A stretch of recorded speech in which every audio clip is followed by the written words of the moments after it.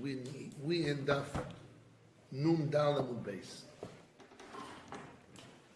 We spoke about different things that a person sees, different archaeological events.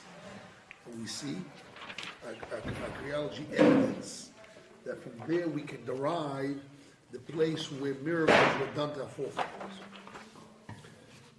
And by the way, we see in this Gemara that from archaeology we can assume laws. They asked this question to the Beis HaLevi. Through archaeology, can we determine laws and reality of halakha through archaeology? So we brought a raya from Rabbi Berachot. Rabbi Berachot, the Gemara says a story. He was walking in the desert, and he went with a camel to a tunnel. And the tunnel is very tall. He was able to stand on top of the camel with a sword, and he wasn't touching the top. He was running through the tunnel, and he went out. And when he went out, he found out it was a bone. It was a bone of Metei Midbar. The people that died in the desert, the 600,000 Jews that died in the desert, that spoke bad against Yisrael, with the sin of the Meraglim. But anyhow, he says that he saw some dead people which they were wearing tzitzis. And he picked it up and he saw they were wearing tcheles. And the Gemara in Berachot asks, so how many strings did he saw tcheles, how many saw white? Because he wanted to determine the halakha as a machloket, how many strings of tcheles he would wear and the tcheles of white. So from what we see in this Gemara, that through archaeology, we can determine the halakha. This is what the Beis HaLevi said. And one of the big questions today is about tcheles today. Tcheles, we don't know what is tcheles. The question is, can we prove from archaeology what is tcheles? If they found in the northern part of Eretz Israel, in Lebanon area, and so in Sidon, which we know that those are the areas where tcheles was in the time of the temple. If they would find a lot of skeletons or who knows what of different fish or whatever it is, bones, so they can determine. And they found pits which they made the tcheles with. And they found some colors and edges in the sides of those pits, of those areas where they prepared the tcheles. And so from there they wanted to determine what is tcheles. The question was, can you determine through archaeology? And the answer is yes. Also here, we want to make a blessing, and we want to say this place is the place where the Jewish people crossed the Red Sea. How do we know? Archaeology. This is the place where they crossed the Jordan River. This is the place where they crossed the Nachal Amon. This is the place where they saw Avnei al Gavish, stones, rocks that came like hail from heaven. So those rocks gave us gives us the evidence that was the situation and that was the place. So through archaeology, we can determine halachic rules here for making a blessing, and there. Okay, so let's now continue. Avnei al Gavish. This is 2, 4, 6. What is it? 2, 4, 6, 8, 10 lines on the top. Dafnun Dalad Amud Beis. 10 lines from the top.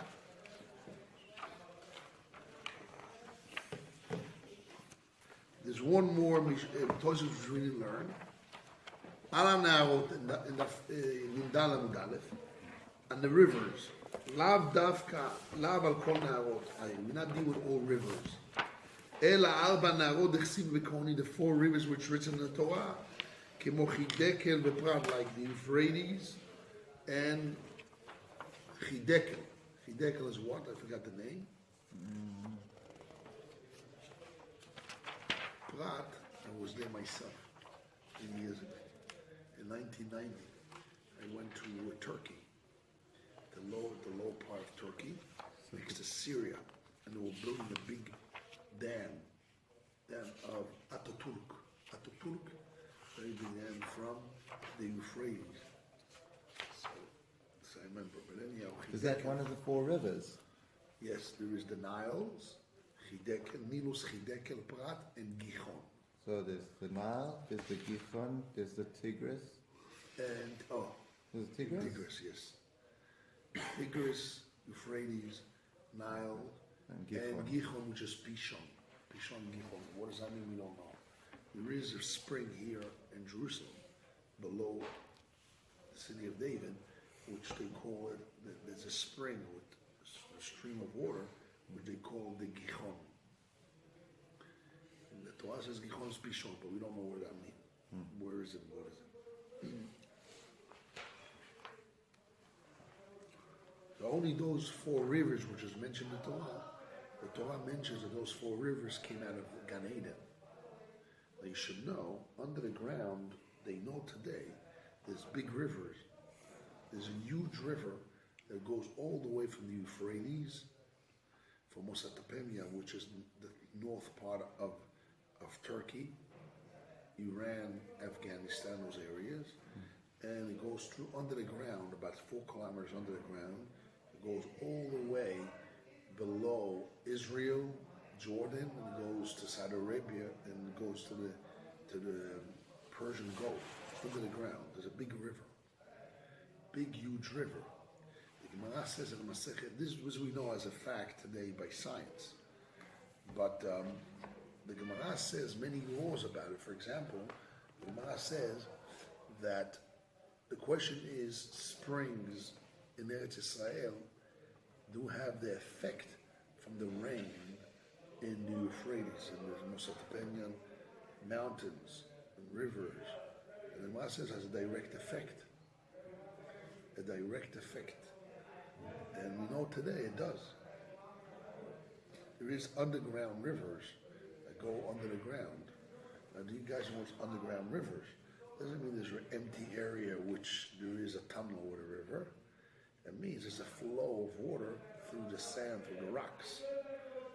It's condensed. It's not open, hollow area. There is water. Some of it is open through the water being running. And you have probably almost leaks and some tunnels, etc.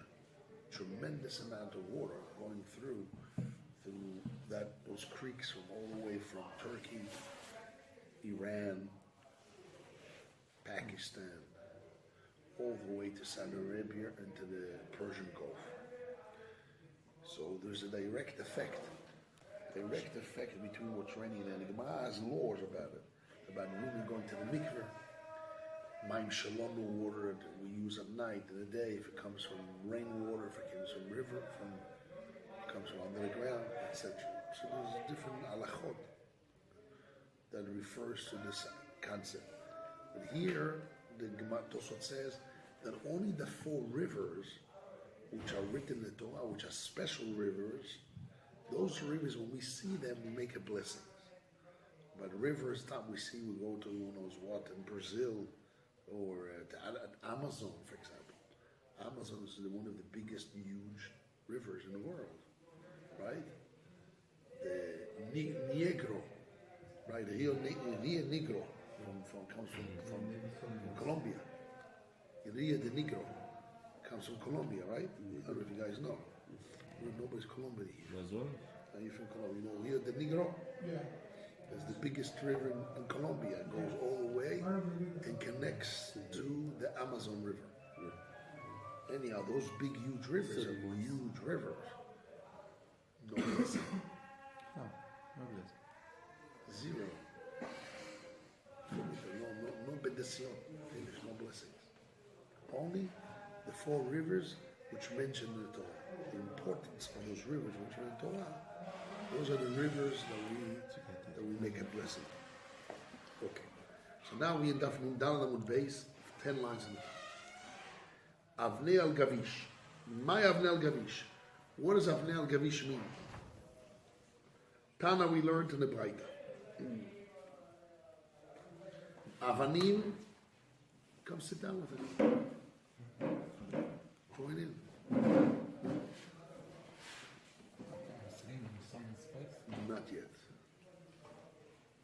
Not yet. In the meantime, the person that normally sits here hasn't even come. Okay. So Avnei al Gavish. My Avnei al Gavish. Tana, we learned in the Braita. Avanim shamdu al gav ish. Rocks that came on the back of a man. V'yardu al gav ish. And they came down on top of a man, which means because of a man. The Gemara explains, Amdu al Gavish, they stood on top of a man, because of a man, or al Gav means on the back of a man. Ze Moshe. It's Moshe Rabbeinu. Moshe Rabbeinu is the one that caused those stones to stand. The Chsiv, as it says, Vayish Moshe anav meod. Moshe Rabbeinu was a man which was very modest.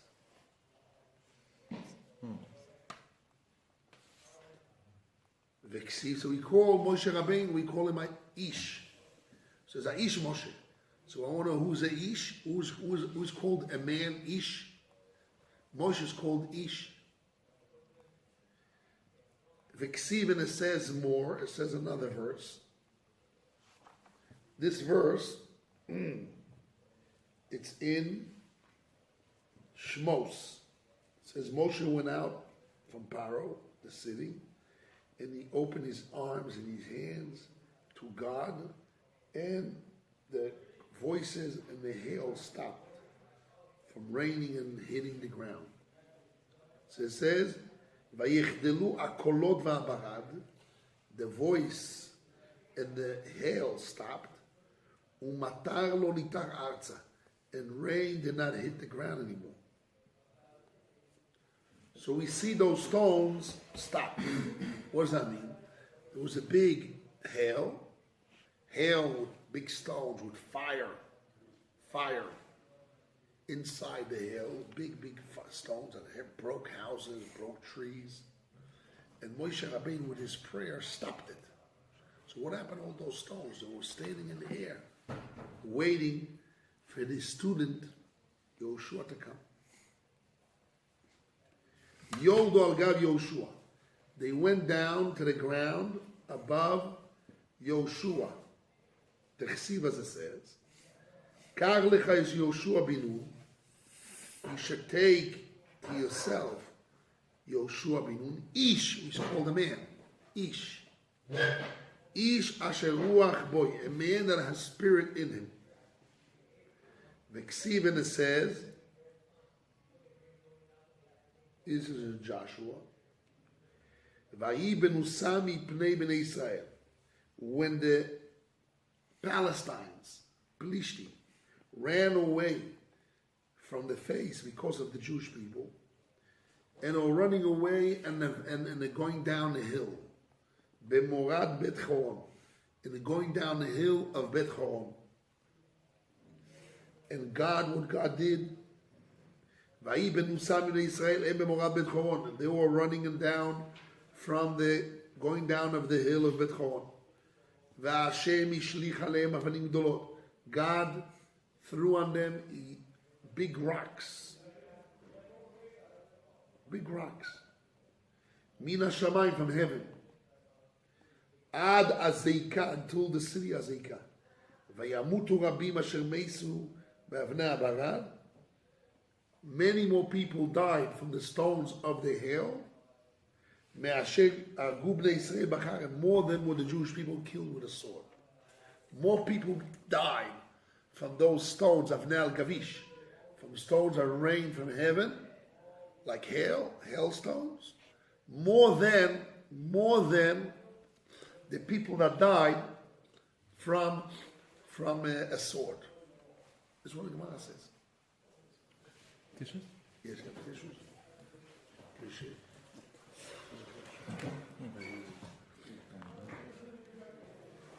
More people died from the hail than from. You have tissues there?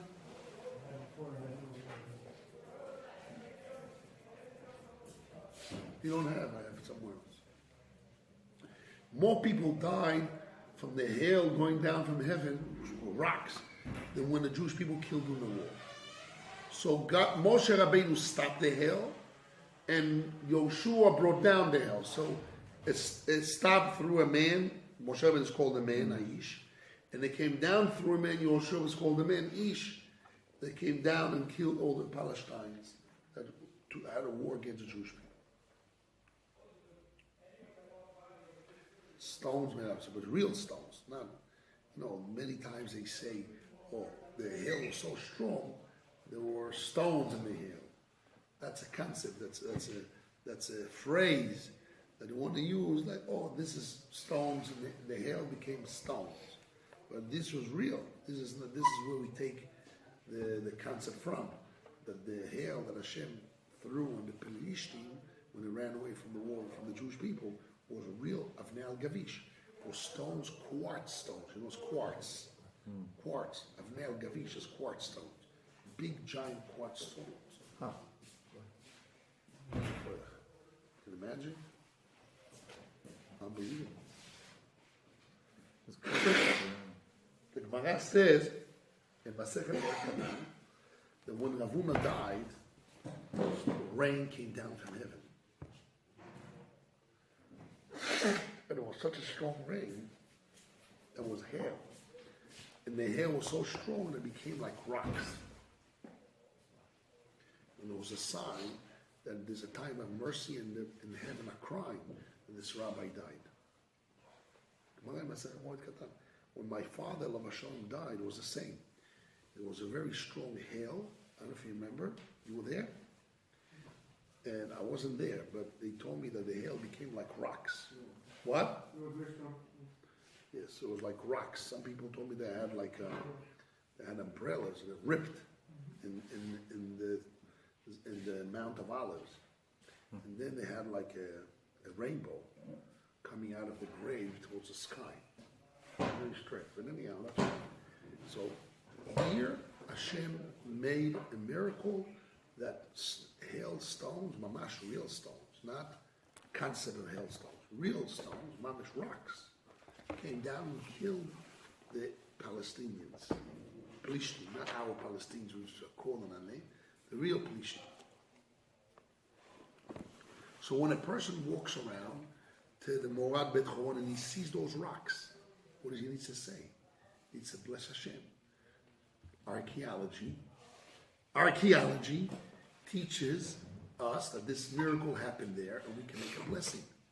So here is another case where archaeology determines to us that this was the reality and we can make a blessing on it. Is that telling us that those stones aren't native to that area?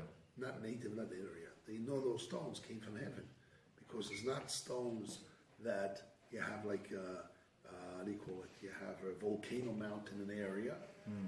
It's just stones of quartz stones laying everywhere, giant stones laying there as if they fell from nowhere.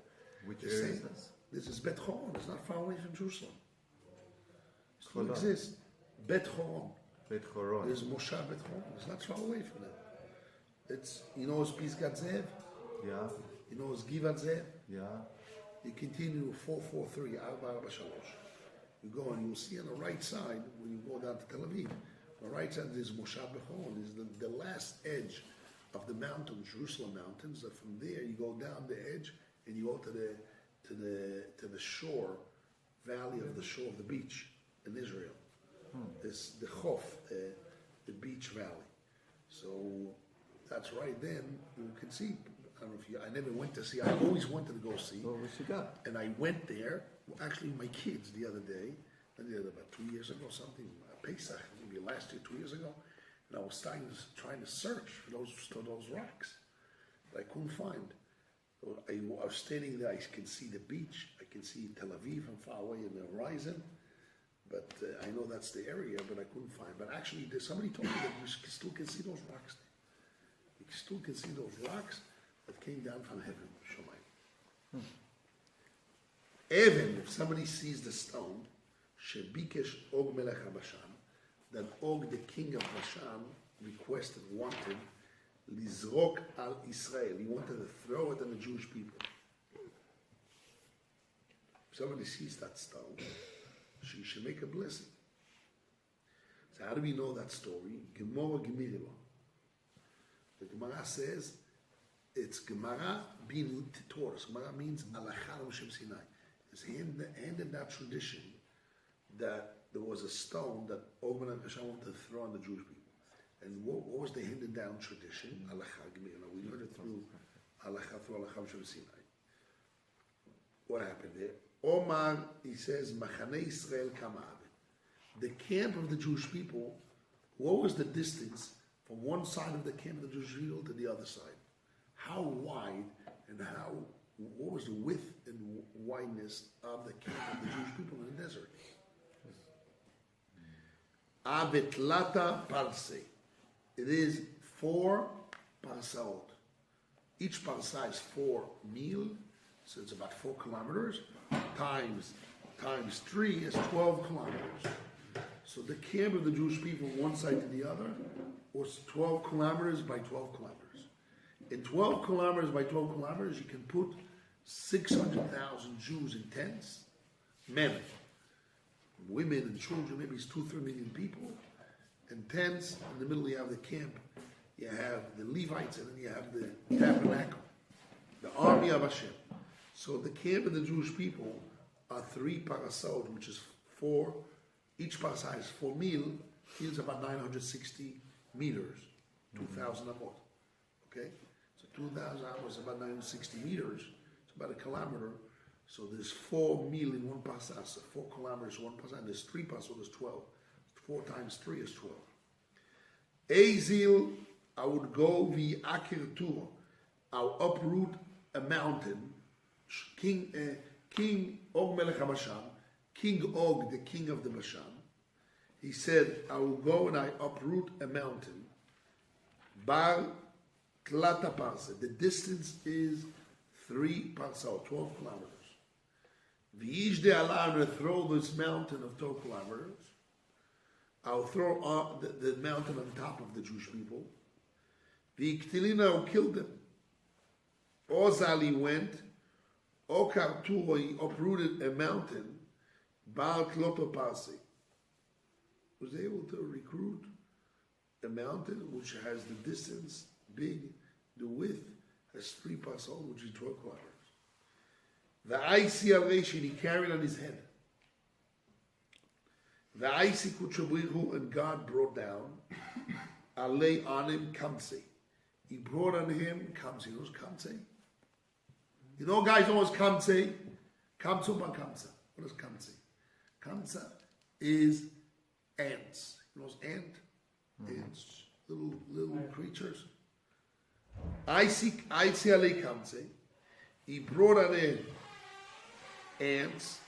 Venakvu, and they made holes. They made a hole in the mountain. Venochis betzavore, and the mountain went down from his head. It was a hole, and it slid down until his neck. Aviboy lemishlef, he wanted to uptake it away from his head. Mashche shina, God extended his teeth. La'ai gisa, to this side, that side. Couldn't put it out.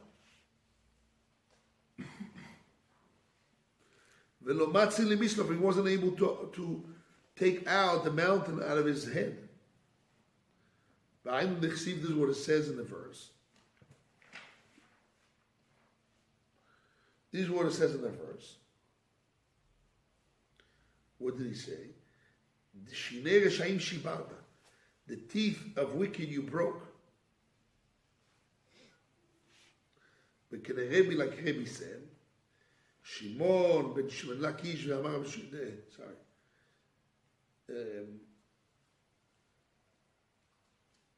He wanted to break it. He wanted to take it out, but he couldn't. How do we explain the verse? The teeth of wicked you broke. Don't say you broke. Rather you extended it. Okay. So Og Melech HaBashan, he took a big mountain and he wanted to throw on the Jewish people, which was 12 kilometers, and he put it on his heads in the meantime to hope it was heavy. And there was a hole inside from ants, and it just slid into his head, up to his neck, and teeth just, instead of going down, Hashem made a miracle. They grew inside the mountain very quickly, and he wasn't able to take it out. So then what happened? It's a very creative way to kill someone. What? That's a very creative way to kill someone. Yes. And a giant like this. Og Melech Hashem was a giant. The giant of ever. It's more than Gulliver. Yeah, You know what's Gulliver? yeah, it's a French. You guys know what is Gulliver? You guys know what is Gulliver? He doesn't know, he says. How do you say Gulliver in Spanish? Gulliver. It's a French name? Yeah. Okay, Gulliver. It's amazing, means, okay. Amazing. So if people, anyhow, so teeth of Hashem grew inside the mountains, and in the mountain he wasn't able to take it out. Moshe Kamave, Moses, how tall he was. Eser Amot, Moshe was tall, Eser Amot. Each Amah is half a meter, 48 centimeters. So 10 is what? That's 5 meters. He was tall 5 meters, 4.5 to be more accurate. 4.5, a little bit more meters. That's how big he was, tall he was. 4 amot.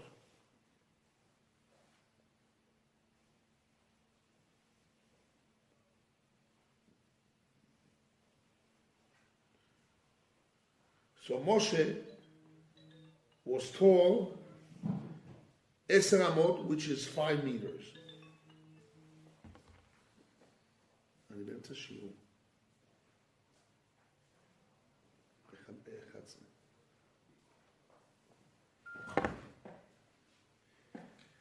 Shokil Narga. He took a naga. You know what's a naga? Axe. An axe. Axe. Garzel, they say in Hebrew. How big was the naga? Bar Eser Amin. The handle of the naga was 10 amot long, 5 meters long. Wow. Shovar, he jumped. Eser Amin, he jumped 10 amin. So he was tall 10, the axe was 10, and he jumped 10. Altogether 30 amot is 15 meters tall. No, it's 15 meters tall. Umachye hit Og Melech Habashan, Bekarsule, you know what's karsul? Is ankle. He hit him in his ankle, the cutler, and he killed him. He hit him in his ankle, he fell down, and he cut his head, and he killed him. So when somebody sees the rock, this giant mountain, that Omar Khazan wanted to throw in the Jewish people, and a miracle happened, and it had a hole, and it slid in his head, and teeth came out, and it was stuck. Moshe Rabbeinu hit him by his legs, by his ankle, and he killed him. It's a big miracle. Where did this happen? When somebody sees that, he has to make a blessing of Baruch Shasar Lanu Nes L'Avotenu Kol Hazeh. Bless you, Hashem, and He made miracles for us in the place where it happened.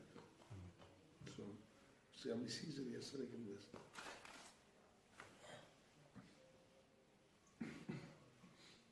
Right.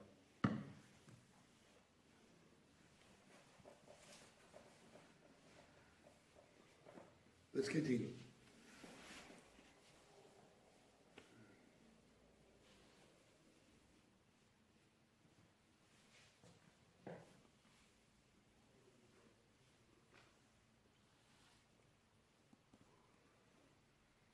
Tosfot. Avnei Gavish. Tosfot. Avnei Gavish b'Morad Bet Horon. Avnei Gavish in the going down the hill of Bet Horon. V'hu adin, the same law. Makom shenafal sham machane Sancheri.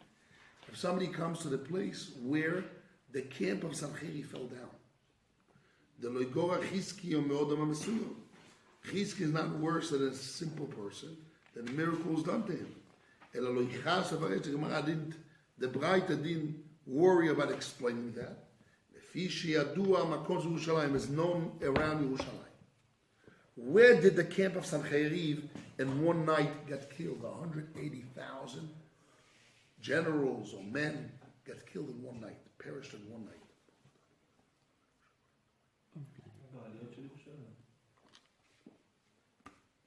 No. Around Yerushalayim, right here.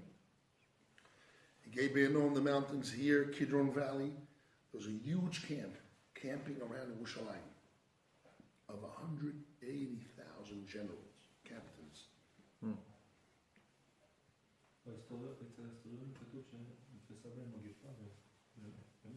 מתו.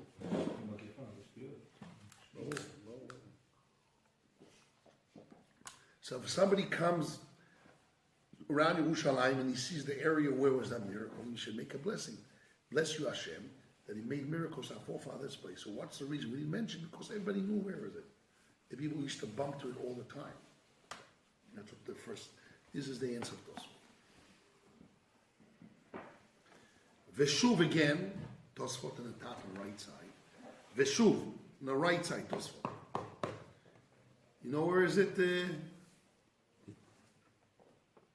Veshuv, היה נראה לרבינו יהודה. Again, what seems to Rabbeinu Yehuda, כיוון שלנס ידוע, since the miracle was not known, על פי המקום, upon the place, כי אנחנו like the others, מברכים עליו, they made a blessing on it, אלא oisom, only those שנעשה להם נס, that the miracle was done. Very big yesod of this. Is it Imavarchan or Mevorchim. What? Ein mevorchim alav elotam. You don't make a blessing, only those that miracles were done. We said that the Jewish people had miracle, so all the descendants of the Jewish people for many generations, every time when they pass through the place where miracle was done for the Jewish nation, they have to make a blessing, like in passing the Red Sea. Because if it didn't have the miracle of the Red Sea, the Jewish people will die. So it won't exist, the descendants won't exist. So all that is a result of the miracle of our forefathers. Comes Tosfot and says two things.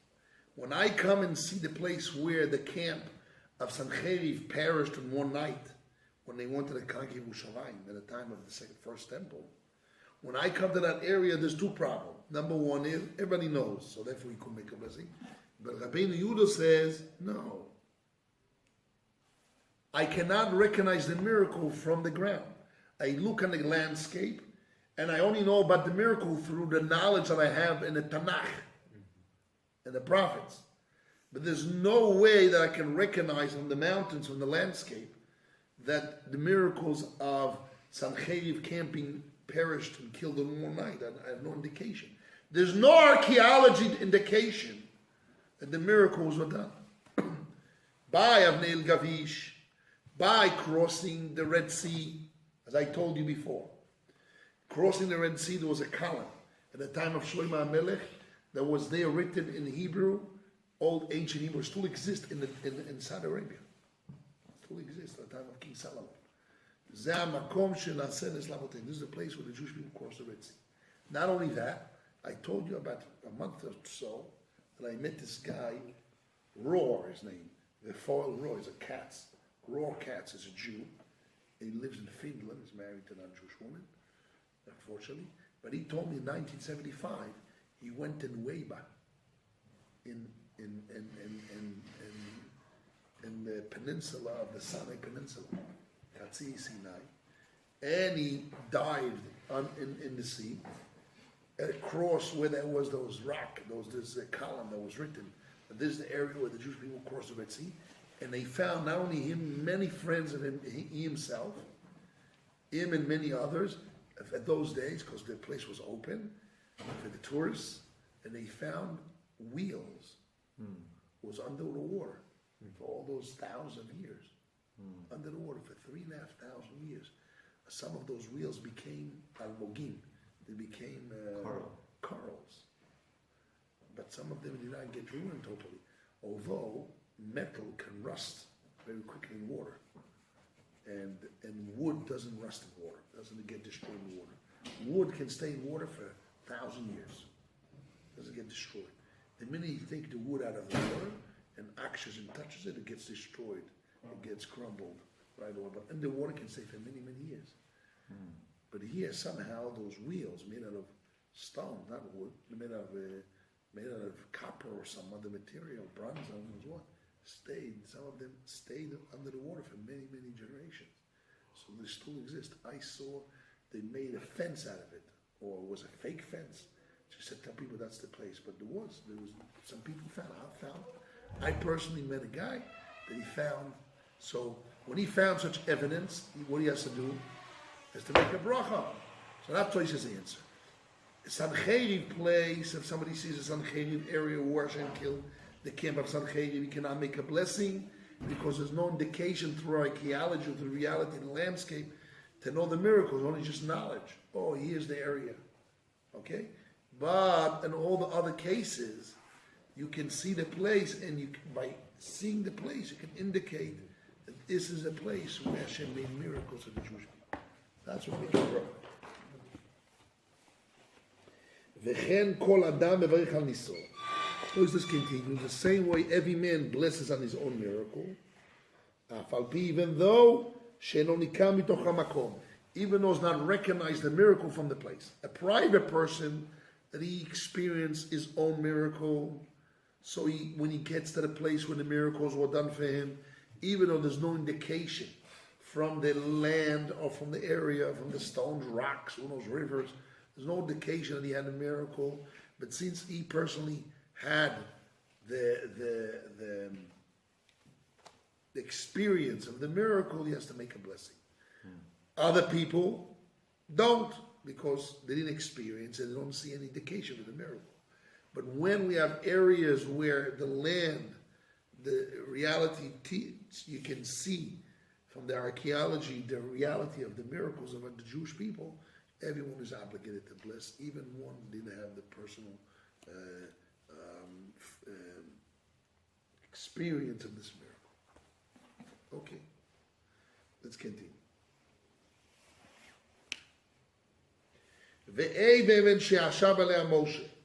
If somebody sees the stone that Moshe Rabbeinu sat down, as we mentioned yesterday, when Moshe Rabbeinu, the Jewish people had a war against Amalek, so then what happened? When your hands were up, the Jewish people looking on Hashem, they were winning. The hands are down, Amalek is winning. The hands of Moses were heavy. So the hands of Moshe made it when he was sitting on a rock. Moshe, rock that Moses sat down on it. The Yeshiva, as it says, the hands of Moses were heavy. They took a rock. They put under him. He sat down on it.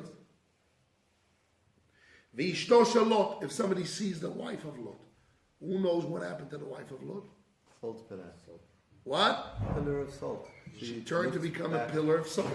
Because she turned her back and she saw how Hashem upturning Sodom and Gomorrah. And since she didn't have the merit really to go out, it's only because a brother-in-law, an uncle, Abraham, and Sarah Emmanuel. So because of the merit of others, they were rescued.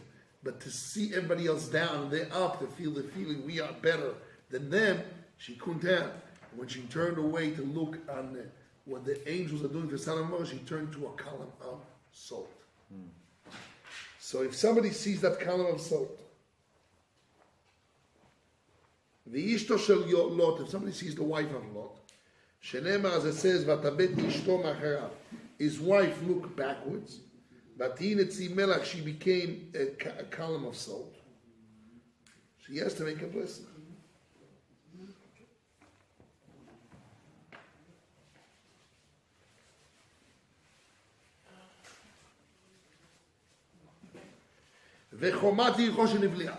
If somebody sees the wall of Jericho that's being swallowed in, and I told you I saw it when I was a young man. Today you can go because it's Arabs. It's Jericho, but if you go to today, if let's say you're French, Australians, South Africans, South Americans, you can go there. They don't know you're Jewish. You go there, you can see the whole walls around Jericho sunk into the ground. It still exists today. So if somebody sees this, so then what? He blesses Hashem. The Yeshiva, as it says, Vatipol achoy motachtea. The wall around Jericho fell under it. Okay, under it means it sunk into the ground. The Gemara understands. Now the Gemara asks a question. Bishleima kula makes sense. All that list. Nisa, all of them are miracles. I have to bless Hashem. Eloisha Shalud, the wife of Lot that turned to become a column of salt. Punaruto is not. It's not a miracle. It's a punishment. So how can I make a blessing and a punishment? The Gemara answers you right. He doesn't say Atova Meitiv, God is good and all that. He says God is the true judge. So he bless Hashem in the true judgment. The Gemara asks, but it doesn't make sense because the Mishnah gives a list of thanking and praising Hashem, and one of them is if somebody sees the column of the wife of Lot. The Gemara says no. Tni alot valishto mevarchim shtayim. If somebody sees Lot and his wife, he bless two. Alishto, he see only the wife. Omer, he says Baruch Danaimet. Va'alot, and Lot, he says Baruch Zocher Tzadikim. Bless you, Hashem, that you remember the righteous. Very strange. If somebody can see Lot, how can you see Lot? What? His wife, the commentary says, you see the pillar of salt, it reminds me of Botzer, the wife of the... Somebody sees the pillar of the salt, and through that he reminds himself of the wife of Lot and Lot himself. So on Lot he says, Baruch Zocher Tzadikim, bless you Hashem, remember the righteous people. And on the wicked one, on Lot, he says, Baruch Dayan Emet, bless Hashem for the true judge.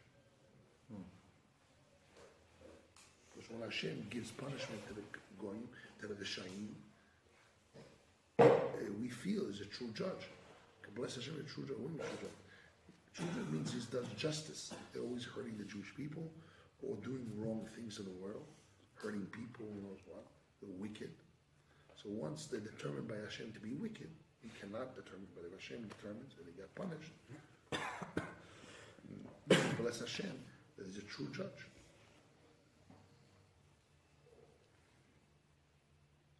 The Gemara asks, Omar Rabbi Yochanan says, Afilu bishat ka'aso shel HaKadosh Baruch Hu. Even the time of anger of Hashem, when Hashem is angry, Zocher HaTzadikim, he remembers the righteous people. Shenema, as it says, V'ayi bashach b'shachet hokim et ha'regika. When God destroyed the mountains, the hills of the square, there was an area where it was all green. Before Hashem turned upside down Sodom and Gomorrah, that whole area, Rashi explains in Chumash, were pulling sweet rivers, sweet springs. Till today, in Yam Melech, if you walk today, you'll see up in all the corners and the sides of the Dead Sea, you have sweet water springs.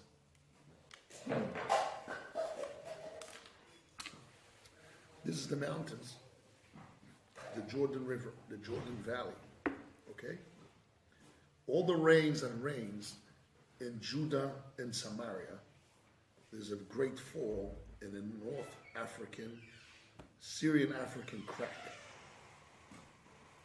Here you have the Gilad, you have Ammon and Moab mountains all through the other side. So all the rain that comes down goes through the rocks and comes down below the mountains. So you have a lot of springs.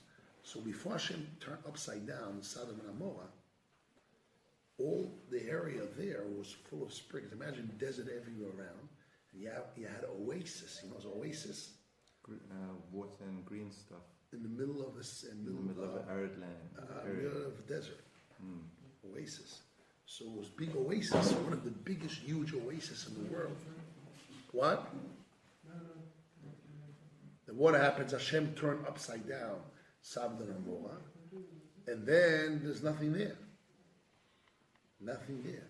So if somebody sees that area, so what he says, even the time when Hashem is angry, that he upside down the mountain of the Area Kikar, the hills of the Kikar. Kikar means what?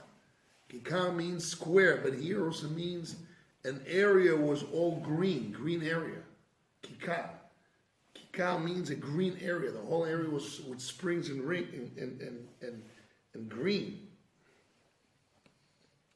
Vayiskor Elokim et Avraham. God remembered Abraham. Vayishlach et Lot mitoch Avecha. And he sent away, for the sake of Avraham, his nephew Lot, from the upside downing of fire and brimstone that he brought on Sodom and Gomorrah. So we see that even the time of anger, Hashem remembers the tzaddikim. You can say time of anger. Imagine a person is angry, he doesn't remember that if he loves one, he's angry. Hashem is not so. In the time he was angry at the Jewish people, he still remembers the righteous people. Like he was angry on those nations that were idol worshiping for 50 years, and that no anymore schuyot, no lachlichut, no wetness of any merits, so they had to be destroyed. Because the Torah says that Hashem doesn't destroy a nation unless there's so dry for mitzvot. There's no wetness, it's totally dry. You know, you have wood and you build closets in dry wood, real buck dry wood. Only then you can crack it. So when Hashem breaks the nations dry, that's why some rabbis have said we should never accept charity from going. Because then you give them merit. Give the merit. The Gemara Masechet Botzer says that b'yavesh k'tzirat hashabana, when the stock of the wheat becomes dry, totally it cracks. It refers on the goyim. When the goyim have no merit whatsoever, they go dry, dead dry, they say. Dead dry with no mitzvot, no merits, then they crack and Mashiach will come. So somebody that gives the goyim merits, gives an opportunity of merit of accepting charity, etc. from them, what does he do? He's extending the exile. Because God cannot bring Mashiach unless the exile, the goyim, are so dry out from mitzvot that God can punish them. But they have some kind of lachluchit, even wetness of mitzvot. He cannot beat them up. He has to wait. This is what he wants. So taking money from goyim, you're giving them merit. That's why it's a big parades. Not parades. Afganot. Afganot is protests in Israel in the 1950s when Germany offered paying up the money of the victims of the Holocaust. So a lot of people accepted it, a lot of people did not. And they said, by you accepting it, true, you need it for livelihood. People didn't have food in Israel. It was a new country, no food, no money. But you shouldn't take it, because if you take it, you give Germany merit. And I always personally believe that the reason why Germany is the richest country in Europe is that Hashem has to pay them back from what they gave the Jewish people back, money from what they killed and murdered. And when that merit dries out, God can punish them. What about all that they Severe give to us? punishment. What about all that they give to us? All that they... That's what I said. The Gemara says a story that Nebuchadnezzar asked Daniel the prophet, what can he do? Hashem said that he deserved to be punished, that he destroyed the Temple Mount. What can he do? So Daniel gave him advice to give charity. So when you give charity, Hashem postpones. He doesn't forgive, but he's postponed his anger. And because he gave that advice to Nebuchadnezzar, that destroyed the temple, Hashem made the Nebuchadnezzar, took him out of his greatness. It's called Hatach. Daniel also has another name, Hatach, and he's got cut off from his greatness, and he had to run away. He wanted to be killed because when Nebuchadnezzar, he gathered the Jewish people in Valley Dura. It's called the Dura Valley. In the Dura Valley, there was a giant pesel. You know pesel? Statue for the idol of fire. It was made out of gold, and it was for the sake of the idol of fire. They were worshiping fire, sun, fire. Persians and the Chavenites of Persia were worshiping that, and they wanted to cause the entire Jewish people to bow down to that. And a lot of Jews did. And they did it because they were afraid to be killed. They were by force. But Daniel ran away to Israel. And the reason why he got punished, because he gave advice for Nebuchadnezzar, like this Hashem couldn't punish Nebuchadnezzar. Nebuchadnezzar did the worst thing, he destroyed the temple. And he had probably his own initiation that he did on his own, and more than what Hashem wanted to do. Command, he had weakness, so he had to get a very severe punishment. But because he was doing things in the Temple Mount, and he was doing things, so because he gave charity of the advice of the meal, he didn't get punished. Same thing as Herod's the king. Herod's he killed. Herod's he built the building. While you guys sleep, who sleeps in King David's tomb? You sleep there? You sleep there? You sleep there? You know who built that building? Herod's. Herod's the king. Why did he build such a beautiful building? He built the Temple Mount, he built those buildings, because he was a crazy nut. He killed all the rabbis of Israel because he suspected them that they hate him and they don't really believe in his kingdom. Because he was a son of a slave that redeemed himself, an Edomite slave. He was a convert, Edomite slave that converted and freed himself. So because he was afraid that the rabbis would not respect him, he killed all the rabbis, physically murdered. So he asked Babanuta, one rabbi was blind, he left him alive, and he asked him advice what to do, and he gave him advice to build the temple. Because he says, you extinguish the light of the world, of God, you should bring light back to light. So back the light of the world. It's one of the things, if a person wants to do tshuva, it's very important I'm saying this. If somebody is about tshuva, and he wants how Hashem will accept my tshuva, in what way? Somebody did wrong, who knows what he did wrong things in his life. It can be many things, whatever wrong means. Steal, you live with married women, nida, kosher women. Who knows what he did? Stole, robbed, gaiva, whatever it was. How do you do tshuva? To really repent and cry is very hard.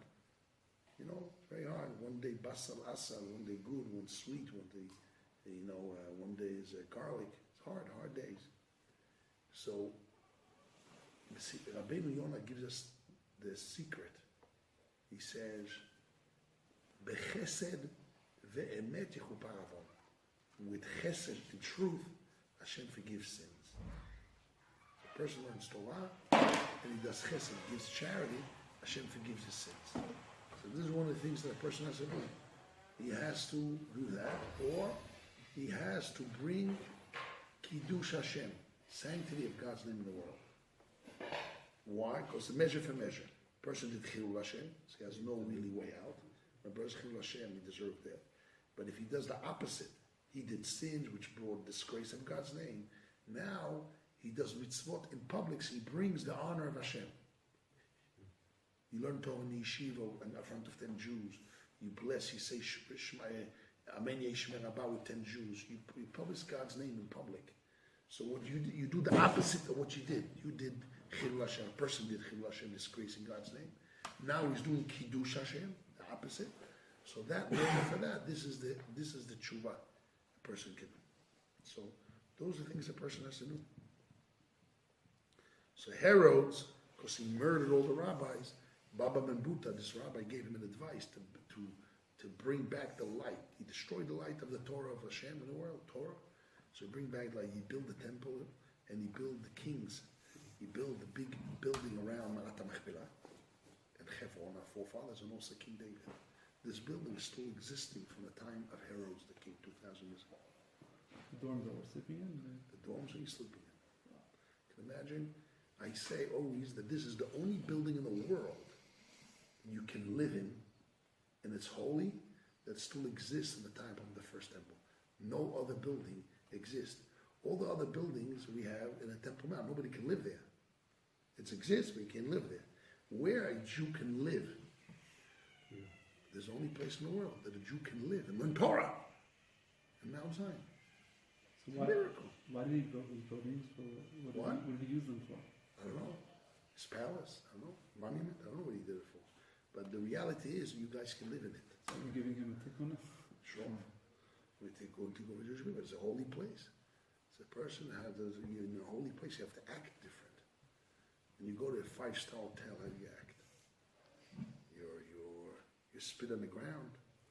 You go to the bathroom. You almost walk to pass gas loud. What do? You scream. You shout. You act nutty. No, in a respectable place. Same thing, a holy place. Holy place, you act different. What makes it holy? Oh, what makes it holy? So what makes it holy, it says in the Chronicles that because the Ark of the Covenant, Aron HaBrit, stayed in the city of David for 22 years before it was moved to the Temple Mount, Ki Makom Kadoshu, it's a holy place.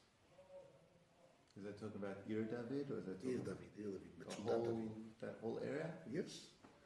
The Ark was there for 22 years. And the Torah says, they're not a Torah, they're Navi. In the Divrei Yamin, and the Chronicles says it's a holy place. That's why King Solomon, it says he did not allow his wife, Pharaoh, the daughter of Pharaoh, live in there because it's a place of holiness, that the covenant, the Ark, was there for 22 years. So it's the only place where the Torah says that this is a holy place. It says clearly in Chronicles that here is holy. So you're really living in a holy place. Not only because we have a tomb, and the tomb of a righteous and a prophet, like King David, King Solomon is holy, because the Shekhinah is in a place where tzaddikim rests. Besides that, the Ark, the covenant of the Ark was there, Aron HaBrit, for 22 years. Can you imagine? And that's why King Solomon sent away, he says, the daughter of Pharaoh is an idol worshiper. She cannot live here. She has to build a palace outside. Because he says, Makom Kadoshu. The Ark here was 22 years. So clearly he says, this is Makom Kadosh. It's a holy place. So you live in a holy place. So you have to act holy. Okay, let's make a review.